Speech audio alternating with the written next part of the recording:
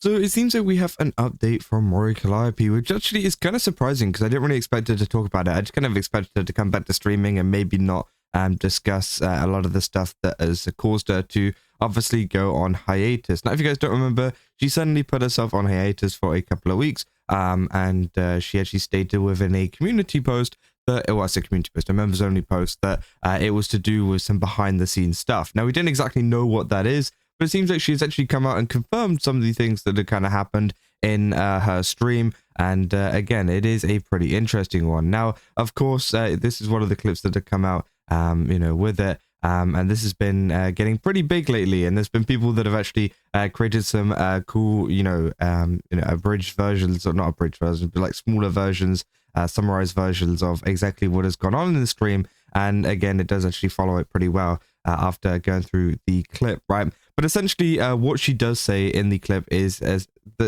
she did have some problems with the company, and that half of the problem was with the company, but also half of the problem was also just with her. It was just her own, problems that she was dealing with, right? And she goes on to essentially say the fact that, she had this issue with kind of just like telling the company, hey, I've got this problem, can we fix this? And apparently they would tell her, yeah, sure, we'll take that feedback into consideration, whatever. And then obviously nothing would really come from it. And then another problem would arise, and then the list would just get bigger and bigger and bigger. And that's what she said on her stream, right? Saying that the list would get bigger and her problems wouldn't be solved. And it got to the point where she kind of had to, take her own action, right? Take her own steps, because none of her problems were getting solved. And I can understand why that would be quite frustrating, right? As a streamer, you wanted to get this stuff, going better, right? And obviously here are some of the things that they're saying. Yeah, they're saying it was half due to personal issues with the company, to issues with the company, and it's half with her own personal issues. Said she stopped streaming because she wanted to get Cover's attention, to message her after feeling like complaints weren't getting answered timely or at all, which obviously, yeah, that's what it seems like. And again, I think it is understandable, right? And then obviously there's a quote from the stream saying, when words aren't enough, you have to take action. That she's aware of the weight of her words. It says she's someone who's gone to bat for Holo in the past. So her voicing her issues would absolutely make waves in the fandom. She said, we talents, we are Hololive, as much as there's the beautiful sentiment of I want to support the talent. If folks stop supporting Hololive, then we will all stop being supported. So she had a worry that if she was vocal, some people would be like, Mori's not happy, so I can't support Hololive anymore. So it seems like, yeah, she didn't want, there to be like a ton of heat on Hololive or anything like that. It was just more so she wanted to get their attention so that she could fix whatever was going on with herself at Hololive, right? And that was about it, right? So she doesn't want to go indie, and she's been appreciative of all the opportunities she's gotten thanks to being in Hololive. That would be very hard to get as an indie streamer, which, yeah, I think, is fair enough. And they say, apparently there's a straw that broke the camel's back incident that spurred her to take action of her streaming hiatus. So because I don't want to leave, because of that, I said to Cover, there are issues that you guys have to listen to me. So most of her main anger was regarding the EN 4th concert. She's not the only one who has voiced complaints about the subject. But I think the staff are working really hard to make a great show, but there are so many logistical nightmares. It's worrisome for us because if we don't sell tickets, there won't be another show, and we all want to do another show. Collaborative merch is another issue she brought up, specifically the lower percentage the talents get from brand collabs in comparison to premium merch, where the talents get the majority share. So Calli is currently in negotiations on how to change that for everyone, which, I mean, that's great, right? Obviously doing it for everyone, right? It could change things in Hololive for a lot of people. So yeah, apparently there's some issues with the percentage they were getting from merch themselves. So she's aware that the shipping cost may deter fans from buying premium merch, whereas walking into a Hot Topic and buying a shirt is just easier for the consumer, which is why she is fighting for this, which, yeah, I think is also fair enough, right? So she feels confident on the negotiations regarding the merch. Another issue, as mentioned on her members post, was the feeling of just being undervalued, which is not necessarily just about her. So no, she wasn't actually upset about the Hololive name thing. But it did but it did cause her to think a little bit about things that give feelings of they don't really watch EN or know us. Specifically, things like scripts for voice packs and messing up the names of EN talent. Did you not know that Iris and not so did did you not know that this was Iris and not Bibu? It started to pile up over time. So apparently, yeah, they're getting confused by like talent names and stuff in EN, which yeah, I guess I could understand. Might feel a little bit bad considering you're some of the biggest talent within Hololive, right? Saying I think EN could be treated a little better behind the scenes. Calli had a big meeting where she gave cover a long paragraph of things that needed to be fixed and asked for a meeting with the higher ups if needed be. Said I don't think they want me to go away, so I think they will listen. And if they don't, I'll stop again. So yeah, it seems like she'll be stop streaming. She'll stop streaming again if they don't listen to her. Which obviously, I think she's definitely very motivated by this, right? It seems like she definitely is putting her foot down, I guess, whenever it comes to this saying.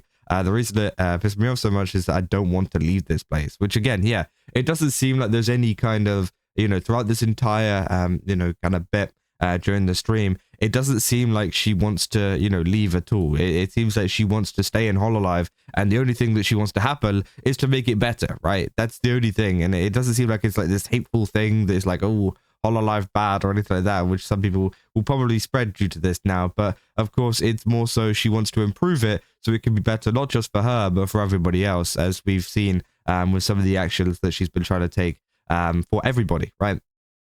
So again, hopefully that does work out, right? And so Yago has taking over the talent management structure had nothing to do with Calli's actions, though she does feel reassured by the news. She really wants there to be another EN Gen, personally wishing for a fantastical theme a la Myth and Council, but wants Cover to get their act together first for EN. Calli is hopeful that things can improve, and she really wants to stay. I'll put my foot down and complain because I care. So yeah, I mean, that's fair enough. Here's part two as well, saying, the other half of the cause for her hiatus is that Calli essentially tricked herself into thinking that she likes excessive streaming way more than she really does. The reason why, because some fans see her as the face of EL, which led her to number friend her analytics and start thinking things like these are the numbers of someone who's the face of something. So yeah, obviously a lot of pressure of being like essentially known as the face of EN, right? And obviously after Gura left, it seems like that's become more apparent, right?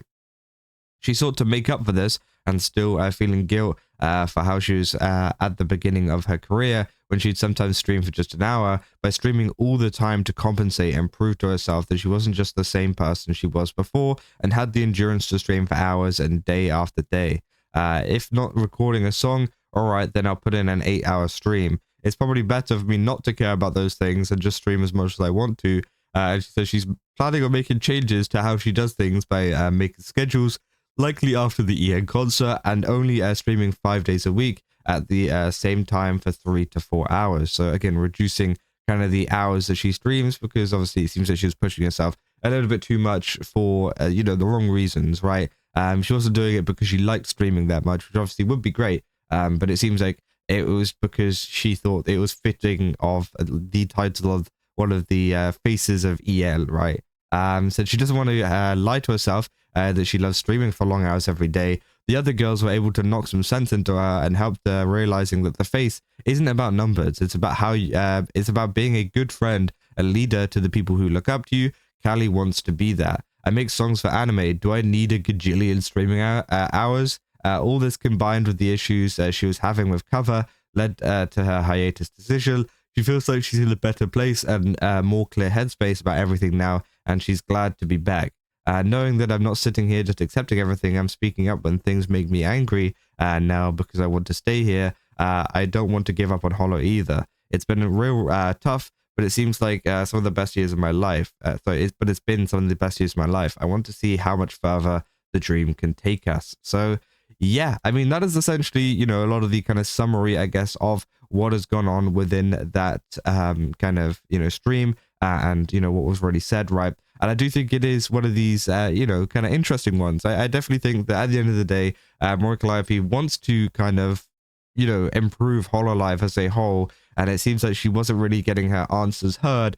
But I think through this, she started to get her answers heard, right? She started to really just like, you know, put her foot down with it, and, you know, will do anything essentially to be heard and make things better, not just for her, as I said, but for, you know, other people too. You know, people saying the bigger a company gets, the more investors and employees and rungs of management information has to travel through, the easier it becomes to lose sight of certain things. Said, I'm glad she took a break to focus, that she likes her job so much that she chose to fight with management rather than just leaving. Respect. So yeah, obviously it seems like a lot of people have been supporting this, which is obviously good to see. And hopefully we do see some changes coming to, you know, Hololive, and see some changes based off of what Calli's been saying. Because again, I think it would be good, right? Obviously, a lot of the stuff that was mentioned throughout all of this seems pretty valid. I mean, you know, it seems like a valid kind of reason. And yeah, I mean, very, very interesting, right? But yeah, that's what I got for this video. If you guys did enjoy it, don't forget to leave a like and subscribe. Also, go to GameStop, use my code Kaza, get 10% off. Again, they've got a ton of really cool stuff over there. Definitely recommend checking it out. And yeah, see you guys in the next one. That's all. See ya.